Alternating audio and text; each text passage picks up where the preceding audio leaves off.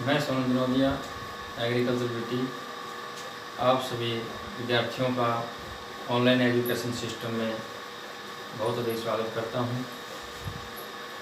Lockdown के कारण आपको घर बैठे शिक्षा प्रदान की जा रही है, इसलिए हरियाणा सरकार का मैं बहुत बहुत आभार व्यक्त करता हूं।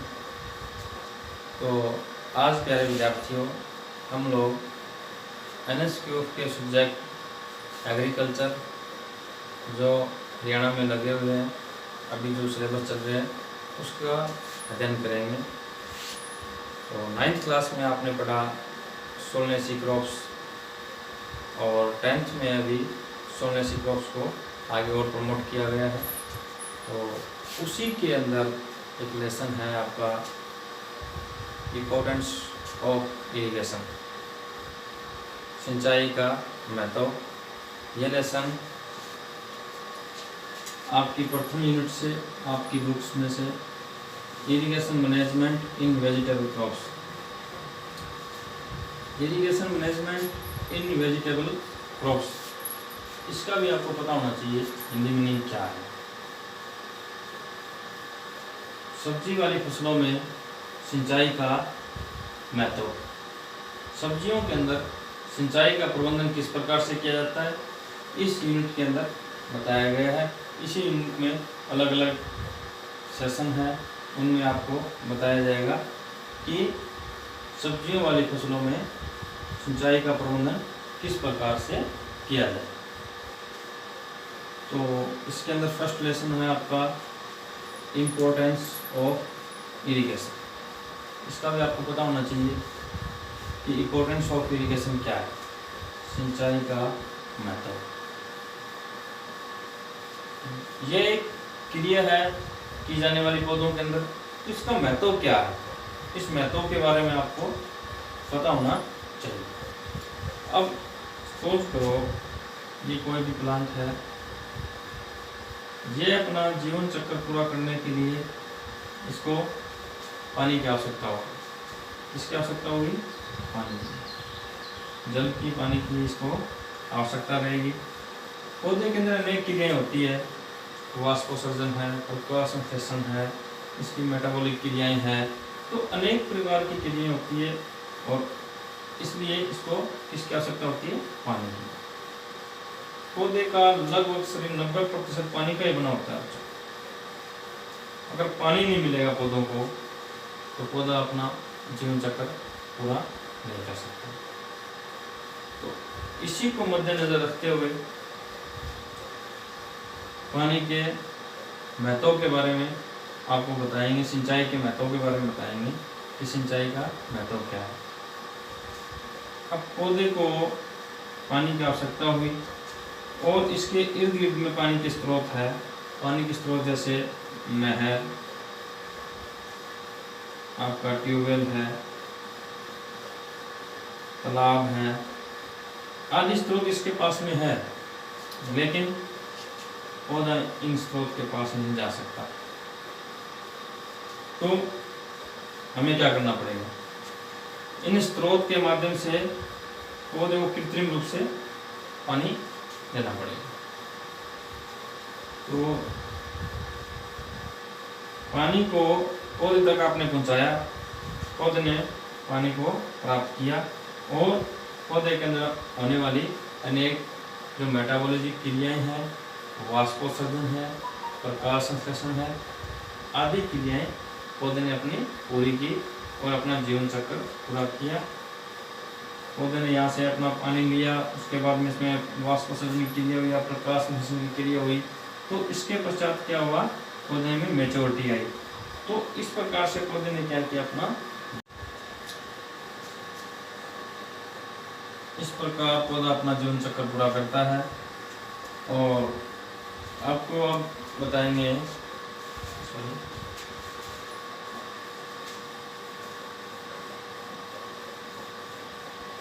ये तो आपने देखा इसका इंट्रोडक्शन कि सिंचाई का इंट्रोडक्शन क्या, परिचय क्या था। अब हम बात करते हैं किसी भी चीज़ को समझने के लिए इसकी डेफिनेशन की परिभाषा में।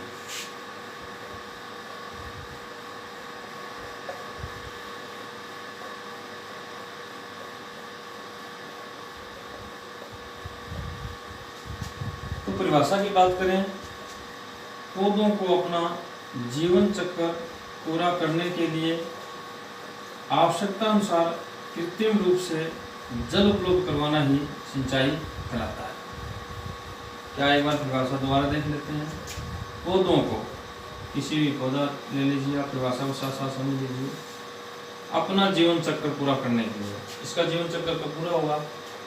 जब पौधा पानी लेगा और इसके अंदर अनेक क्रियाएं होगी, फ्लावरिंग आएगी, फ्लावरिंग के बाद में फ्रूटिंग होगी, फल बनेंगे और उसके बाद में वो पकेंगे।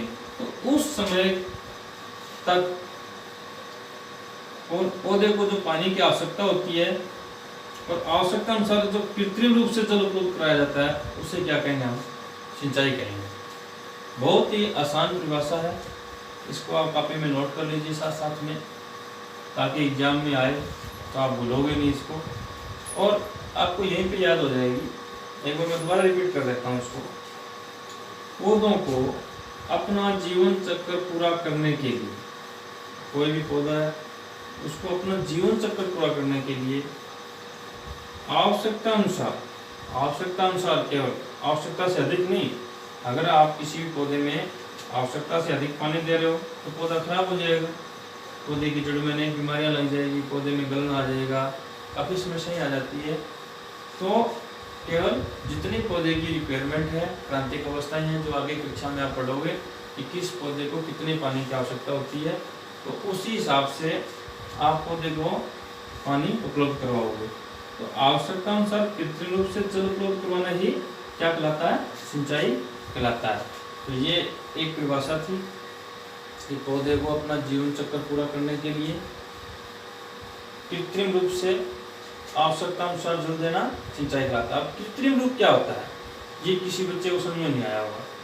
कृत्रिम रूप नेचुरली क्या होता है, हम देखते हैं बारिश आ जाती है, बारिश का जो पानी खेत में जा रहा है वो सिंचाई नहीं है, वो सिंचाई नहीं है, वो प्राकृतिक रूप से प्रकृति ने उसको पानी दिया। सिंचाई किसे कहेंगे? कि पौधे को पानी की आवश्यकता है, हमने नहर के माध्यम से, तालाब के माध्यम से पानी दे दिया, नहर के माध्यम से या तालाब के माध्यम से पौधे को क्या दे दिया?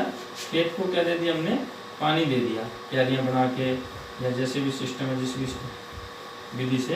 तो उस अवस्था को हम क्या कहेंगे? सिंचाई कहेंगे। एक दूसरी परिभाषा है, वो भी आपको मैं समझा देता हूँ, आप नोट कर ले कॉपी के अंदर।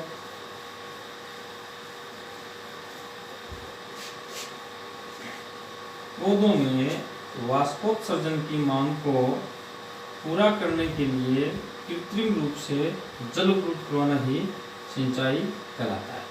क्या हुआ कि पौधे में, किसी भी पौधे को जो वाष्पोत्सर्जन की क्रिया होती है, उसकी मांग को पूरा करने के लिए जब कृत्रिम रूप से जल उपलब्ध करवाया जाता है, उसे क्या कहेंगे हम? सिंचाई कहेंगे। तो ये दो परिभाषा थी। वाष्पोत्सर्जन एक क्रिया है, कैसे? पत्तियां, छोटे छोटे छिद्र होते हैं पत्तियों में, और छोटे छोटे छिद्रों के माध्यम से पौधा क्या करता है? पानी को वाष्प बना के उड़ा देता है। अगर इसको चेक करना हो, किसी भी पौधे की पत्तियों पे आप प्लास्टिक की पॉलिथीन की थैली को बांध दीजिए और आप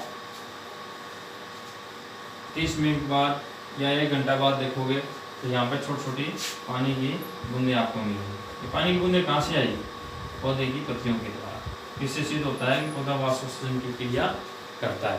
तो इस क्रिया को करने के लिए तो पौधे को यहाँ से पानी पौधा उड़ा रहा है, तो पानी आएगा कहाँ से?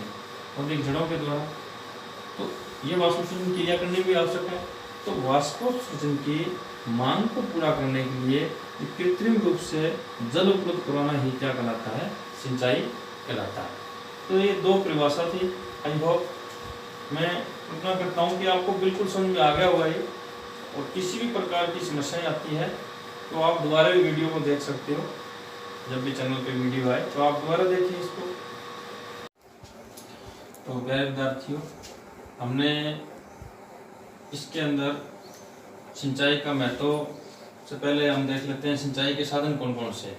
सिंचाई के स्रोत कौन कौन से हैं? स्थायी जल स्रोत और दूसरा होता है भूमिगत जल स्रोत। तो सिंचाई के स्रोतों को दो भागों में बांट लिया। नंबर 1 स्थायी जल स्रोत, नंबर 2 भूमिगत जल स्रोत। स्थायी जल स्रोत किसे कहते हैं? जो हमारी ये सतह है, सरफेस एरिया है, इसके ऊपर जो उपलब्ध है उसे हम स्थायी जल स्रोत कहेंगे। और इस सतह से नीचे है उसे हम क्या कहेंगे? भूमिगत जल स्रोत कहेंगे। स्थायी जल स्रोत नहर, तालाब, झील, झरना। नहर जैसे गंगा नहर, इंदिरा गांधी नहर, बहुत सी नहरें हैं। तो नहरों के द्वारा भी हमारे देश में सिंचाई की जाती है। तालाब से पुराने टाइम में तालाब बना दिया जाता था और उसमें पानी को इकट्ठा कर लिया जाता था, और इकट्ठा करने के बाद में जब खेत में आवश्यकता होती थी तालाब से किसी भी साधन के माध्यम से पानी उठा के खेत के अंदर